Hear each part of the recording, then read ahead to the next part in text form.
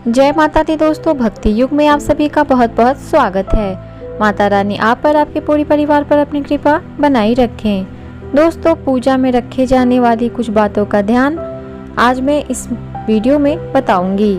तो चलिए देर ना करते हुए वीडियो को आगे बढ़ाते हैं। सबसे पहली बात, हमें ये पता होना चाहिए कि शिवलिंग पर क्या नहीं चढ़ता है।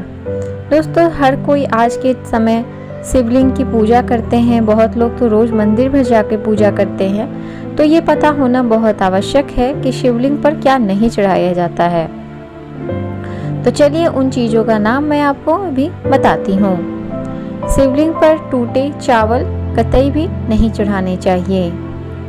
शिवलिंग पर केतकी के फूल नहीं चढ़ाने चाहिए। शिवलिंग पर हल्दी कभी भी भूल के भी ना चढ़ाएं।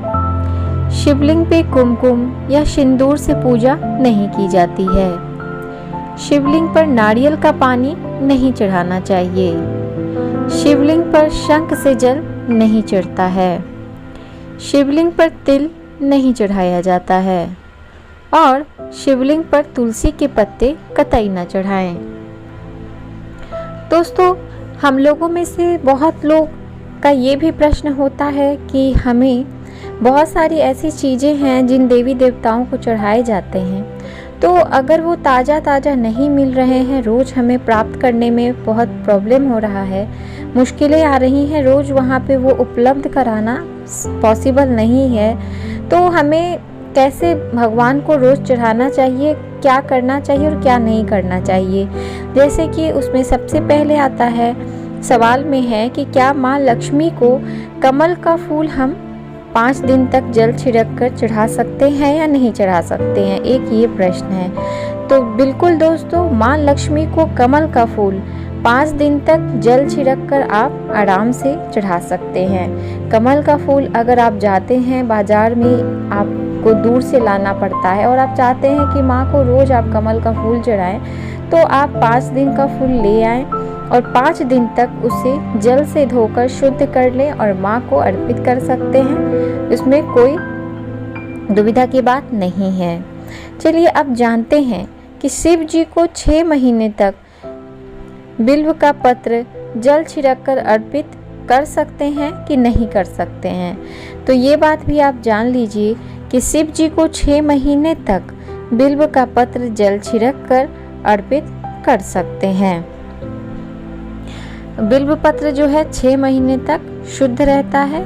आप उसे तोड़ के रख सकते हैं। उसका अगर वो सूख जाता है तो भी आप उसे जल छिड़क कर उन्हें अर्पित कर सकते हैं। अगर आपके पास उपलब्ध नहीं है बेलपत्र, किसी भी स्थिति में आपको नहीं मिल पा रहा है और आप चाहते हैं कि आप भगवान भोलेनाथ को बिल्व पत्र जरूर अर्पित करें, तो ऐसा आप आराम से कर सकते हैं। गंगा जल से धो करके आप चढ़ा सकते हैं।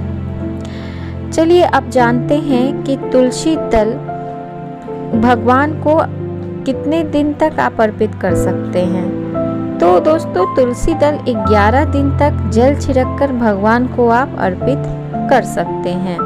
तुलसी दल आप ले आएं और उसे रख लें किसी डब्बे में जहाँ पे आप पूजा पाठ करते हैं, और आप उसे 11 दिनों तक जल छिड़क कर जब भी भगवान को चढ़ाना हो तो आप उसमें से निकाल लें और जल को छिड़क कर शुद्ध करके, गंगा जल है तो गंगा जल से शुद्ध कर ले, या आपके पास नॉर्मल साधारण पानी भी है तो साधारण पानी से धोकर शुद्ध करके आप जैसे फूल अर्पित करते हैं, वैसे ही तुलसी के दल को आप 11 दिनों तक आराम से अर्पित कर सकते हैं। चलिए दोस्तों, अब जानते हैं कि शिवलिंग में हमें किस दिशा में जल चढ़ाना चाहिए।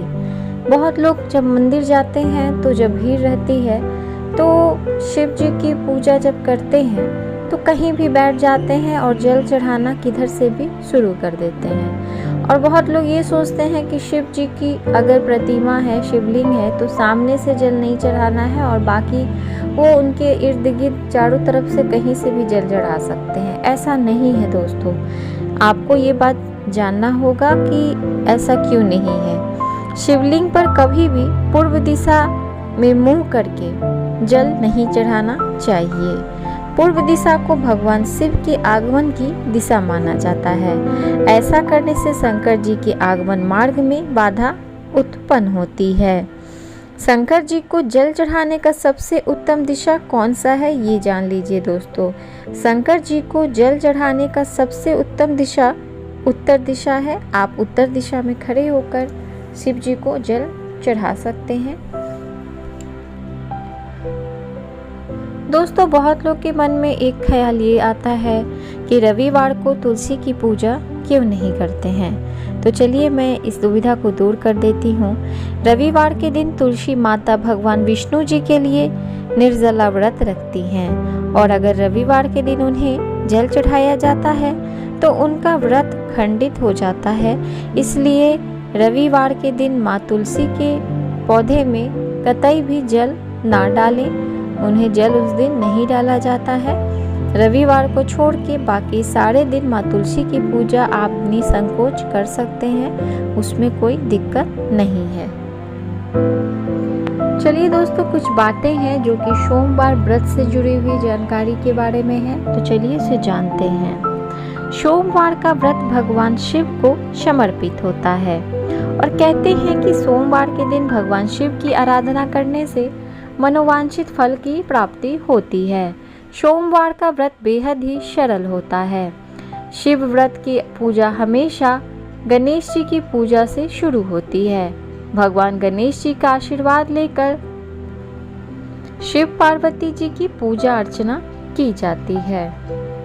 चलिए जानते हैं दोस्तों कि सोमवार व्रत कितने प्रकार के होते हैं। सोमवार व्रत 3 प्रकार के होते हैं। प्रति सोमवार व्रत, 16 सोमवार व्रत, सौम्य प्रदोष व्रत। ये तीनों सोमवार व्रत करने की विधि एक ही होती है। तो क्या करना चाहिए हमें सोमवार के व्रत में? सोमवार के दिन भगवान शिव का दूध, दही, गाय का घी, शहद, शक्कर, इनसे अलग अलग या इन पांचों को एक साथ मिलाकर शिवलिंग पर अर्पण करना चाहिए और फिर भगवान शिव को गंगा जल अर्पित करें। सोमवार के दिन बिल्व पत्र, अक्षत, चंदन, धतूरा और आँख का फूल चढ़ाएं। सोमवार के दिन शिव जी का सरल मंत्र ओम नमः शिवाय का या महामृत्युंजय मंत्र का 108 बार जाप करें। सोमवार के दिन शिव जी को घी, शक्कर, गेहूं के आटे से बने प्रसाद का भोग लगाना चाहिए। शिव पूजन के बाद सोमवार व्रत कथा और आरती करके सभी को प्रसाद देना चाहिए। सोमवार के व्रत में 3 प्रहर में एक बार ही भोजन करना चाहिए। व्रत के दौरान ब्रह्मचर्य व्रत का पालन जरूर करना चाहिए। तो चलिए दोस्तों, अब जानते हैं कि सोमवार के व्रत में क्या नहीं करना चाहिए। शास्त्रों के अनुसार शिवलिंग पर कभी भी रोली व सिंदूर का तिलक नहीं लगाना चाहिए, जैसा कि मैंने आपको इस वीडियो में सबसे पहले बताया भी है। दोस्तों, शिवलिंग पर हमेशा चंदन का ही तिलक करें। शिवलिंग पर केतकी के फूल कभी ना चढ़ाएं। सोमवार की पूजा कभी भी काले रंग के वस्त्र पहनकर ना करें। भगवान शिव की पूजा में तुलसी दल ना चढ़ाएं। भगवान शिव को सिर्फ काले तिल चढ़ा सकते हैं आप। भगवान शिव को उजले तिल नहीं चढ़ाए जाते हैं, उससे भूल करके भी ना चढ़ाएं। भगवान शिव को नारियल चढ़ाएं, लेकिन कभी भी नारियल का पानी नहीं चढ़ाना चाहिए। तो दोस्तों, ये थी जानकारी कुछ पूजा से जुड़ी हुई बातों की, जो कि विशेष होती है, हमें जानना चाहिए इन सब चीज़ों को। तो दोस्तों, अगर आपको ये मेरी वीडियो उपयोगी लगी हो तो मेरी वीडियो को एक लाइक ज़रूर दें, अपने दोस्तों, अपने परिवारों में ज़रूर शेयर करें और अगर आप मेरे चैनल को आज पहली बार देख रहे हैं तो मेरे चैनल को जाकर सब्सक्राइब कर लीजिए। मैं इसी तरह की जानकारी लेकर अपने इस चैनल पर आप सभी के लिए हमेशा आती रहती हूँ। धन्यवाद।